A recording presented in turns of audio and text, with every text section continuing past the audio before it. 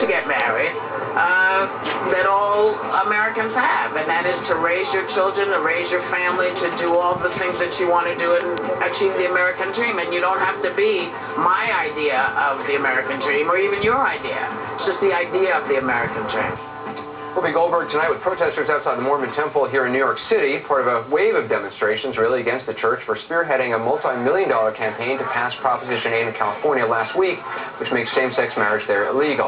The Mormon church encouraged followers to donate time and money. By some estimates, $22 million was raised by Mormons, which went to a massive ad campaign and phone banking blitz to drive the passage of Proposition 8. While same-sex marriage is now illegal in California, it became legal today in Connecticut, where the first same-sex couples wed. Joining me now, writer Dan Savage, author of The Commitment, who was at the protest tonight here in New York, and Tony Perkins, president of the Family Research Council, which supported Proposition 8, and author of Personal Faith, Public Policy. Good to have you both with us. Dan, I want to read in part a statement that the Mormon Church put out about these demonstrations. They say, "It is disturbing that our church or any other group would be singled out for speaking up, voting, and being part of the democratic process." Why is the Mormon Church being singled out? Part of the democratic process is if you're going to throw a punch, you're going to have a punch thrown back. That you don't get to march into the public square, slime people, malign people, demagogue against people, and then jump behind the bushes and say, "No, God, we're a church. You can't criticize us. You can't bring it back to our front doors and say, we have a problem with what you've been saying about us in public and doing to us in the public square." The Mormon Church has politicized itself with this movement and in California to ban same-sex marriage. And it wasn't just the Mormon Church encouraged its followers. The first prophet of the Mormon Church had a letter read from every temple, every Mormon temple in the land, instructing its members as a religious duty to donate time and money to this campaign. You cannot campaign against a vulnerable minority group in this country, in the political arena, without expecting some sort of response. Tony, is what the church did appropriate? And I know you've been critical of demonstrations. Is it inappropriate for demonstrators, you think, to focus on the Mormon Church? Well, I mean, you can also focus on the African-American churches that where African-Americans voted, over 70% of them voted for the marriage amendment in California.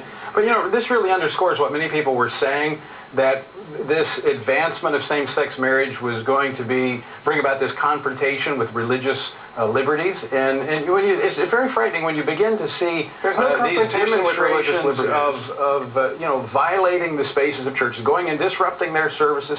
That hasn't happened. There's been no disruption of services. Yes, it has. It has happened. They've been spray painting churches, vandalizing by and large, churches. Tony, of the tens of thousands of people who have demonstrated so far, most have been extremely peaceful. There may have been a few incidences here and there, but I don't think it's accurate to say that there have been a large-scale invasion of churches or spray painting. Gay bars have been firebombed by people reported steeped in the hate that Tony Perkins peddles. It's just like this, Dan will not allow people to speak. There was a full debate on this. In fact, Dan's side raised more money, and it came from special interest groups or wealthy individuals like Tim Gill who put in the money, and they had this full discussion about this in California. In fact, they've had it twice now. I don't understand. They've had it twice now, and in 2000, your side won by 20 to 30 points. This time you won by 4 points. You guys are losing this war against religious freedom. There are religions in this country that will marry gay and lesbian couples. What about their religious freedom? Look, the courts have stepped in. You've gone to the courts. The courts overthrew the vote of over 4 million people from 2000. They gathered over 1 million signatures. Which is part of what courts in our system are supposed to do. The Constitution exists to protect the rights of vulnerable minorities against the tyranny of the majority. No, you don't understand the rule of law. That is, if you want to change the law, and instead of using the courts to redefine marriage, so Loving v. Virginia, when the courts declared interracial marriage to be a constitutional right, in the teeth of popular support, which was against interracial marriage at the time. You know that is a red herring. That is absolutely not a red herring. Because when you talk about interracial marriage, there were talking about the function of the courts and the role of the Constitution. No one can hear from you over time. Dan, to finish your thought, and then we'll have Tony respond. Well, Tony is saying that the courts have no right to overrule the will of the people. That's what the courts exist for. It's what the Constitution exists for. It's what the Bill of Rights is there for, to carve out certain things from the tyranny of the majority. Tony, should civil rights of individuals be left up to the majority to decide? No one has unrestrained liberties in this country to marry whomever they want. Someone can't marry a close blood relative. They can't marry an underage person. There are restrictions that have been upheld in almost every civilization for millennia. I mean, this is not something For millennia, it was This legal is for men to talking beat their about wives. For millennia, redefining. men could be Dan, would polygamous. you let somebody else speak? You got to finish your thought, because I want to ask one other question. Dan, Tony, finish your thought.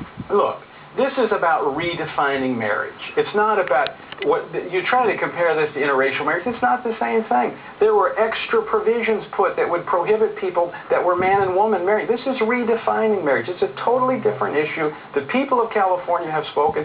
In fact, every time this has gone onto the ballot and people have had a chance to vote, there's a huge generational divide here, though. I mean, in the results of Proposition 8, basically older Americans were voted more. The Mormon Church bankrolled this and shoved it through. Protest could also, I guess, be at old folks' home, because older people voted more. But do you feel this bigotry, this kind of homophobia and racism is part and parcel of older voters. Why don't you take that to the African American community? Do you feel you are, though, that I mean, over time, within a very short amount of time, this issue, I mean, each time this is getting closer and closer as it's come to a vote. Do you think the arc of history is Barack Obama's holding is in your favor? Because you know who redefined marriage? Straight people redefined marriage. Marriage used to be one man acquiring the property of another man, a daughter that became a wife. And straight people redefine marriage to be two individuals who commit to each other because they have a bond of love. There can be children or not children. It can be a monogamous sexual relationship or not a monogamous sexual relationship. There can be a sexual relationship or not a sexual relationship. That's what marriage means now in our culture. And they want to define it back to the patriarchal sexist institution it once was. Tony, it does seem that young people, though, view this issue very differently than you do. Do you worry at all that you're just on the wrong side of history? No, not at all. Anderson, what we're seeing actually among young people is they understand more than anybody what happens when you redefine marriage, especially when you see young people who have grown up. The young people overwhelmingly voted against Proposition 8. No, you're still saying, you're not saying, it's not a majority. It's not a majority. Yes, it is a majority. A majority of the young people voted what you see Prop happening 8. is there has been a I want policy. Tony to answer a question, then I'll give you both the final thought. Tony? Well, you can't get a word in You stripped me of my right to not interrupt you. Who's really suffering here?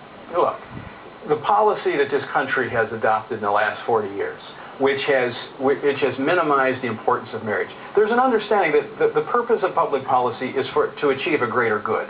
It's not designed to shape out narrow anomalies. It's for a broader reality. And the reality is that kids need a mom and a dad. That's what marriage is about. It's not about two moms, two dads, three moms. It's about a mom and a dad.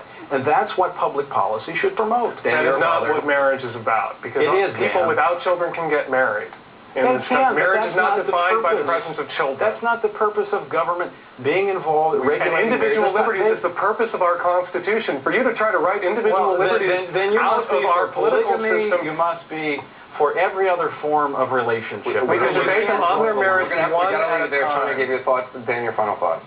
I hope Tony Perkins doesn't pray to Jesus with that mouth, because he bears false witness against his gay and lesbian neighbors, and that's a violation of one of the 10 Commandments.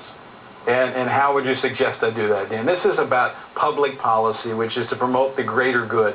And in the best environment, the social sciences show overwhelmingly that is a lie. Those are studies that are funded by bigots, for bigots, to justify bigotry. The studies you cite have all the validity of Tobacco Institute studies telling us in the 70s and 80s that smoking was safe. I'm sorry, we got to go. Dan Savage, I appreciate it. Tony Perkins as well. Thank you. An interesting discussion. Still to come, President Bush met with Barack Obama on Monday. So when will Vice President Dick Cheney show Joe Biden around his future home?